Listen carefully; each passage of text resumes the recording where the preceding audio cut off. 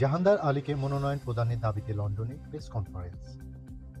মাদারীপুর রাজৈর আসনে জেলা বিএনপির সদস্য সচিব জাহানদার আলী জাহানকে দলের মনোনয়ন প্রদানের দাবিতে লন্ডনে প্রেস কনফারেন্স করেছেন যুক্তরাজ্যে বসবাসরত ওই আসনের বাসিন্দাগণ।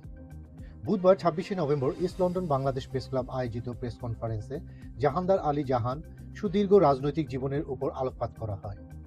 বলা হয়, তার মতো ত্যাগী, যোগ্য, দক্ষ নেতাকে মনোনয়ন দিলে দল ও দেশ উপকৃত হবে। এই পরিস্থিতিতে জাহানদার আলী জাহানকে মনোনয়ন দিয়ে জয় নিশ্চিত করতে দলের ভারপ্রাপ্ত চেয়ারম্যান তারেক রহমানের দৃষ্টি আকর্ষণ করেন যুক্তরাজ্য প্রবাসী বাসিন্দারা। সংবাদ সম্মেলনে লিখিত বক্তব্য পাঠ করেন দেলোয়ার খালাসি।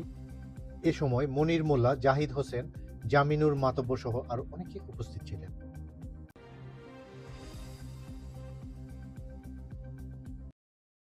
মাদারীপুরে এখনো কাউকে নমিনেশন দেওয়া হয় নাই, ওই সিটটা হোল্ড করে রাখা হয়েছে।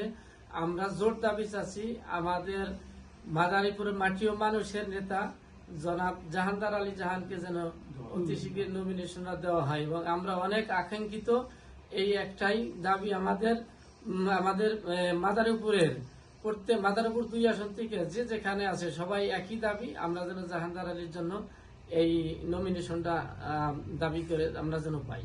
বিগত ৪৬ বছর বিএনপির রাজনীতির সাথে জড়িত আছেন এবং এখনো ছিলেন এবং এখনো আছেন, এবং উনি বিএনপির দেওয়া ৩১ দফা বাস্তবায়ন করার জন্য উনি প্রস্তুত, এবং এর লক্ষ্যে প্রত্যেকটা মানুষের ঘরে ঘরে যে উঠান বৈঠক করে এবং গ্রামে গঞ্জে সব জায়গায় উনি এ ধরনের প্রতিশ্রুতি দিয়ে আসতেছে, এবং ওনার ভিতরে যে এই ৩১ দফা বাস্তবায়নের লক্ষ্যটা আমরা দেখতে পাচ্ছি এবং উনি করবে, এটা আমরা আশাবাদী ইনশাল্লাহ।